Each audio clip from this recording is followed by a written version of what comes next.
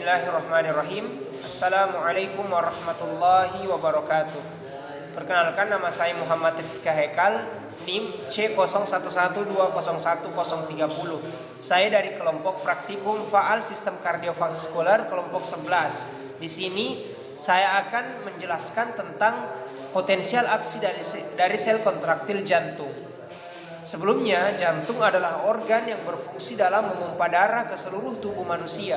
Di dalam jantung terdapat dua jenis sel yang akan kita temui. Yang pertama adalah sel kontraktil, kemudian yang kedua adalah sel non kontraktil atau yang kita lebih kenal dengan nama sel otoritmik. Sel kontraktil inilah yang bekerja secara mekanis yang memompa darah ke seluruh tubuh manusia. Sedangkan sel otoritmik adalah hanya bekerja sebagai pencetus dan pengantar potensial aksi untuk terjadinya kontraksi pada sel kontraktil tadi. Makanya karena fungsinya yang berbeda, sel kontraktil ini terdapat sekitar 99% dalam jantung manusia. Sedangkan sel otoritmik ini hanya tersedia sekitar 1% saja. Lalu bagaimana potensial aksi yang terjadi pada sel kontraktil jantung?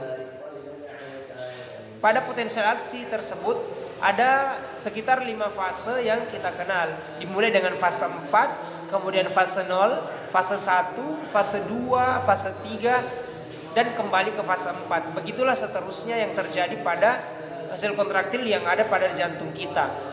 Pertama adalah fase 4. Di fase 4 ini potensial membran sel ada bertahan di sekitaran nilai minus 90 mV. Nilai ini dipertahankan oleh permeabilitas membran sel terhadap kanal ion K+ yang berjalan dari intraseluler ke ekstraseluler. Kemudian sedangkan kanal Ca2+ dan kanal natrium pada fase 4 ini tertutup. Kemudian pada fase 0, fase 4 tadi dikenal dengan fase resting atau istirahat. Kemudian fase 0 ini disebut juga sebagai depolarisasi cepat. Pada tahap ini memang terjadi perubahan yang sangat signifikan pada nilai potensial membran sel yang dari minus 90 mV kemudian langsung berubah ke sekitaran positif 30 mV.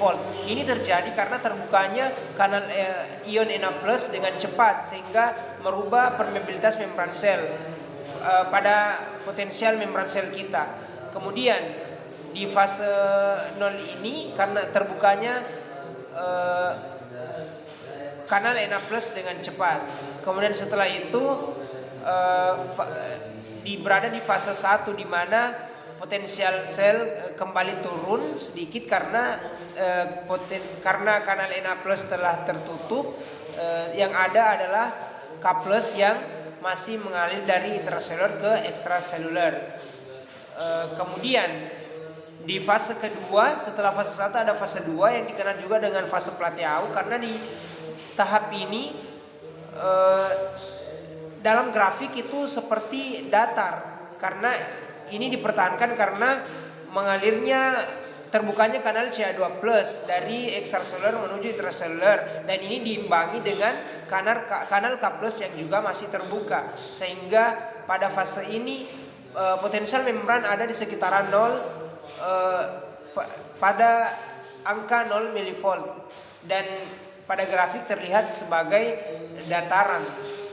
Kemudian setelah itu ada fase 3. Fase 3 ini adalah terjadinya kembali repolarisasi di mana kanal Ca2+ juga tertutup, kanal Na+ juga sudah tertutup, sedangkan yang mengalir adalah yang masih terbuka hanyalah kanal K+, sehingga potensial membran kembali pada nilai minus 90 mV.